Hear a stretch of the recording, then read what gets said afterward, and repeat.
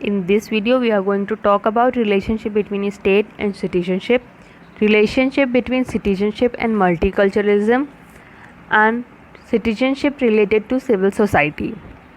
This is the second part of our video of MSO 001 Unit 20. Now let's begin our video. We have already discussed about state, citizenship, nation state. So state is derived from status that was earlier used by German tribe Teutons. The polis is a Greek word meaning city-state, and the civitans is a Roman word meaning state. State means an association of people who live within a geographical area under the organized government and subject to no outside control. It is an institution to ensure law and order. It maintains harmony of social relation. It promotes welfare of society. It protects right and life of citizen. Nation state claims that their boundaries is not just a territory but also a unique culture and history. As you can see in India, the boundaries that are created are not territory but also a unique culture and history that possess inside that boundary. Rajasthan have their own culture and history. Gujarat have their own culture and history. Similarly, Kerala, Tamil Nadu have their own culture that they possess within their boundaries. Elements of a state are population, territory, government, and sovereignty.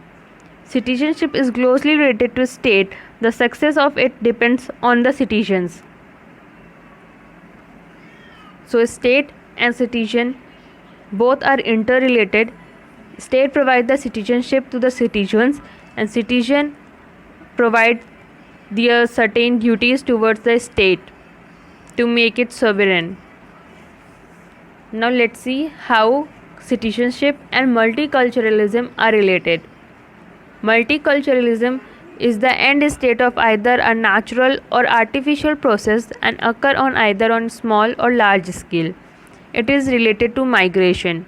Multiculturalism is the coexistence of diverse cultures where culture includes racial, religious, or cultural groups and is manifested in the customary behaviors, cultural assumptions, and value pattern of thinking and communicative styles.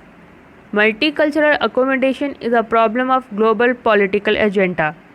Accommodation refers to a wide range of state measures designed to facilitate identity groups, practice, and norms. Identity groups are the liberal, civic, republican, and ethnocultural models of membership. All share in a common basis mistrust of identity groups as a relevant component of citizenship theory.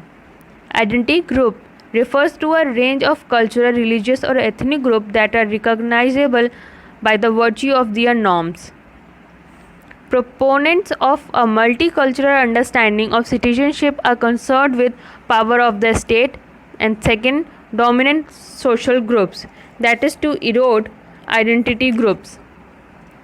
The above two concern, that is power of the state and dominant social group, derives from a philosophical position that stresses the role of culture in understanding of who they are, of their fundamental defining characteristics as a human being. Culture is a fundamental part of us. There is a link among culture, identity, group membership stand at the core of the quest of a new multicultural understanding of citizenship. In legal terms, there is conflict between them.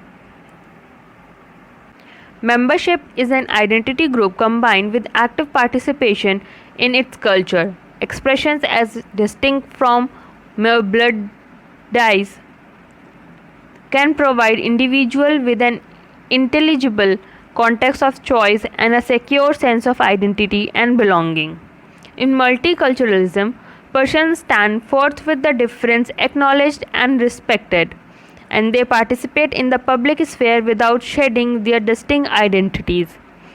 Aim to carve out a philosophical and legal rationale for recognizing identity group as deserving of special or differentiated rights.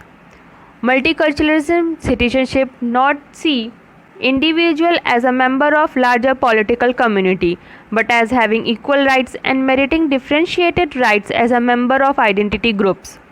Thus, contemporary society is a multicultural society characterized by the diverse cultural, ethnic, religious, and linguistic groups. It aims at accommodating diverse identity groups into a homogeneous society without eroding their distinct identity. It promotes unity in diversity. It is opposed to assimilation of distinct identity groups. Thus, multiculturalism, culturalism, and citizenship are all interrelated. Citizenship is also related to civil society. A good citizen makes a good society. The popularity of the civil society was due to struggle against tyranny waged by resistance groups in Latin America, Africa, and former communist world. Global democratic revolution and development encouraged the rise of complex notion that if an invigorated civil society could force a democratic transition. In classical usage, civil society was largely equatic with state. The modern idea of civil society is a domain parallel to it but separate from the state where citizens associated according to their own interests and wishes. We have discussed how citizens were separate in the classical era in a previous video. We have already discussed that how citizens were distinguished on the basis of their sex, age, or ethnicity, or how some people on the basis of their economic and social rights have the citizenship in the classical era. The civil society is a society as a community of citizens linked to common interests and collective activity. Hegel says civil society included the market. It reflected changing economic realities, the rise of private property, market competition, and burgeoisie. Locke and Rousseau say that there is an innate rationality in civil society which will lead to the general good. Marx says civil society arose from the destruction of medieval society. Political identity of individual as citizen in modern society is served from their civil identity and from their function in the productive sphere of tradesman, day labor, or landowner. Antonio Gramsci portrays civil society as a special nucleus of independent political activity, a crucial sphere of struggle against tyranny.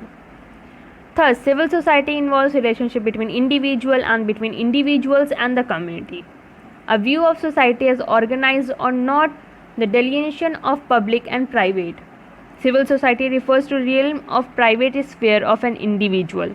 Civil society is characterized by economic competition and independence of individual. There is no unity of family and medieval association. It have emerged from destruction of medieval society. Non-Marxist rational system ensures social welfare. Marxists said don't agree with this thesis. Global trend towards democracy opened up space for civil society in formerly dictatorial countries around the world. Civil society consists noble cause and welfare action-oriented programs. According to David Held, civil society retain a distinctive characters to the extent of that it is made up of areas of social life. The domestic world, the economic sphere, cultural activities, and political interaction, which are organized by private or voluntary arrangements between individuals and groups outside the direct control of a state. So, we can see that there are many significance of civil society, as civil society encompasses NGOs, advocacy groups devoted to public interest and causes and its concern for environment, human rights, women issue, and much more issues that are important in today's world. As NGOs help in formulating policy by exerting pressure on government and by furnishing technical expertise to policymakers. They induce citizen participation and civic education. It provides leadership training to young people who want to engage in civic life but are apathetic towards political parties. Organizations and other groups have mass base in population and domestic funding. There are certain negative of civil societies such as mafia and military groups are also present. Civil society movement can influence government policy and social attitudes Thus here we will conclude today's video, and in our next video we will talk about Unit 21 of MSO 001, and we will see function, role and significance of civil society in democracy. And after listening to significance and negatives of civil society, can you say that is civil society threat to democracy? We will discuss this question in our next video.